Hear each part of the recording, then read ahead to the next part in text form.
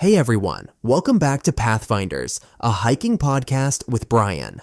I'm your host, Brian Hudson, and today we're unpacking knee-friendly trail selection, how to choose routes that protect your joints without missing the views.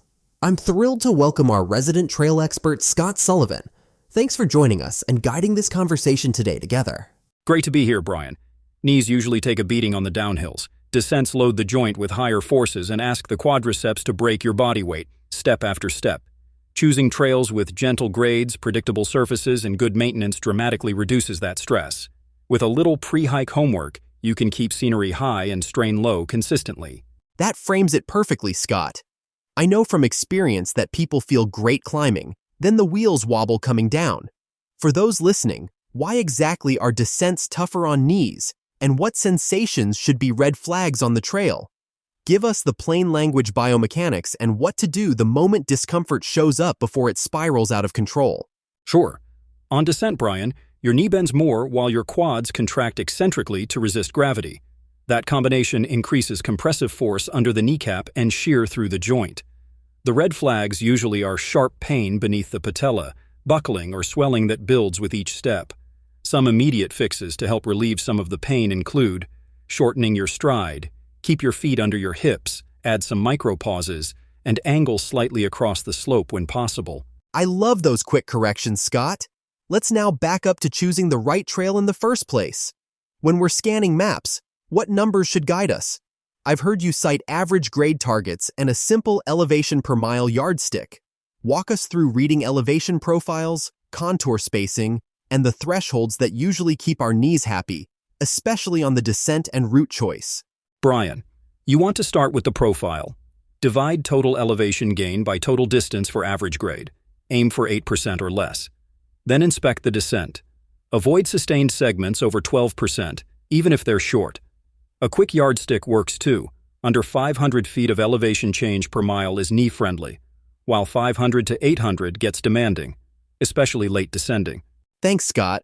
That's some clear and practical advice. Now, not all trails are built the same. Some corridors are naturally forgiving, others are quad burners or ankle twisters.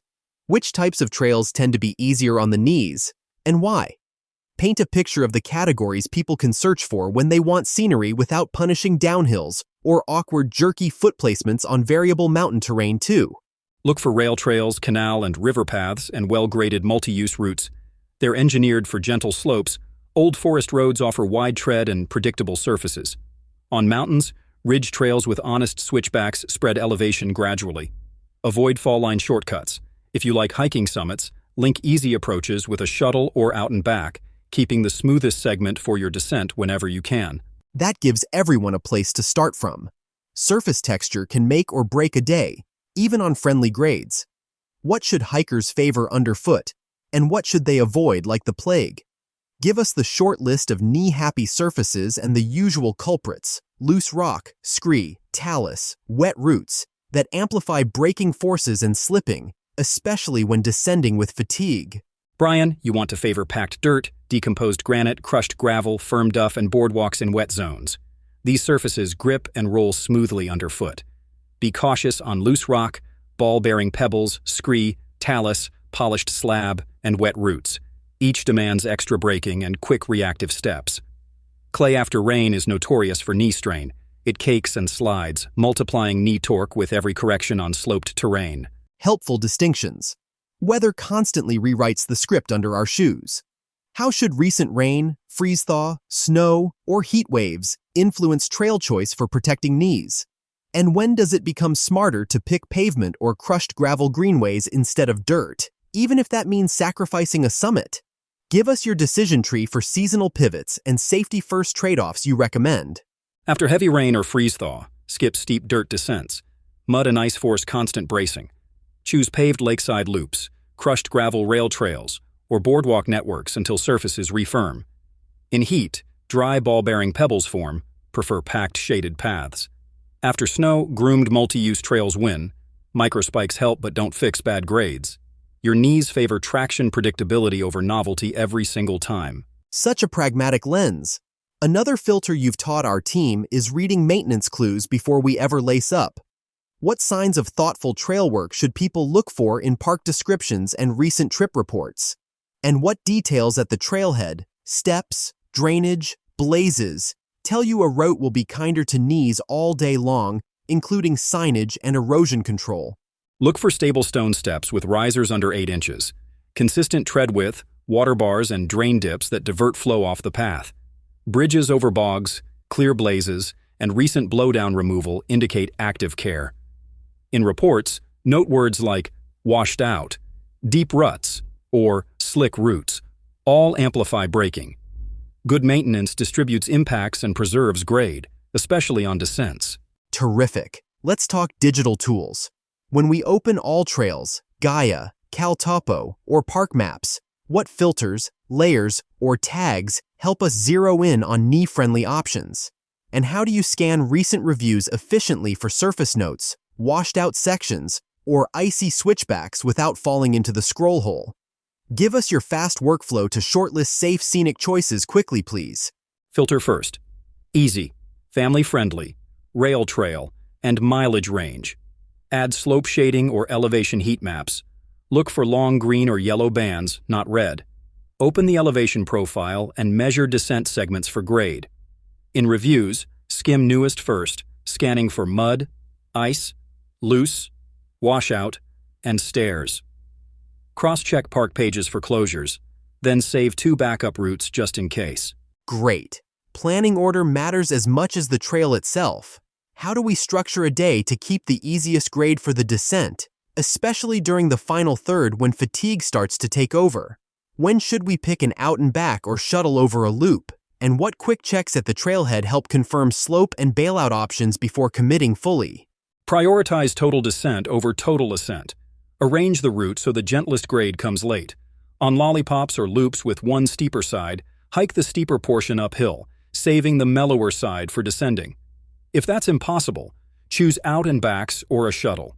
At the trailhead, read grade signs, confirm slopes on posted maps, and note early turnaround spurs and bailouts. Let's widen the discussion a little bit now.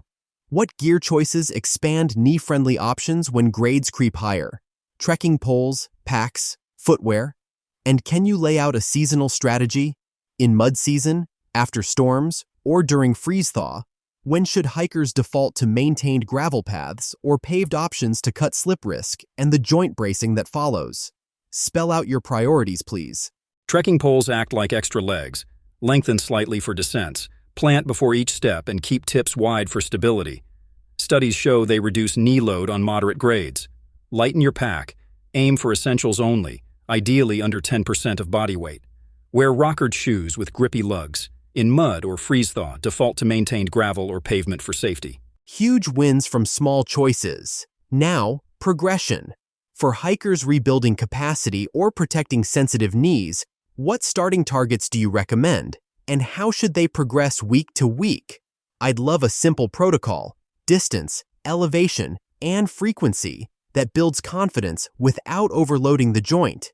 Include how to alternate stressors so people increase either distance or gain, not both each training week. Start with 3 to 5 miles. Total gain 300 to 500 feet, 2 outings per week. Add only one variable weekly. Increase distance by 10 to 15% or add 1 to 200 feet of gain, never both. Every third week, deload slightly. Keep the gentlest descent last. Warm up with 5 minutes easy walking, then hip quad activations. That progression is perfect, clear, and measured. To finish things off, we always end with one actionable tip listeners can apply immediately before their next outing. What's the single decision they should make using their map app to safeguard their knees while enjoying a beautiful day? Spell out the numbers and the direction of travel decisively so there's zero ambiguity. Okay, Brian.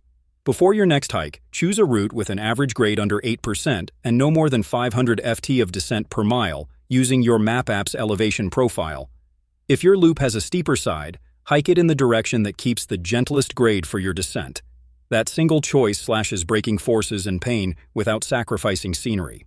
Perfect. That's concise, doable, and powerful. Thanks, Scott, for being with us.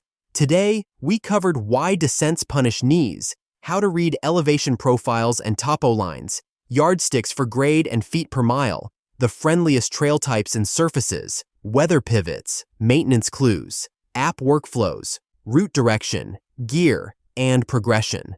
That's a toolkit you can use this weekend. Thanks for listening to Pathfinders. I'm Brian Hudson. See you outside very soon.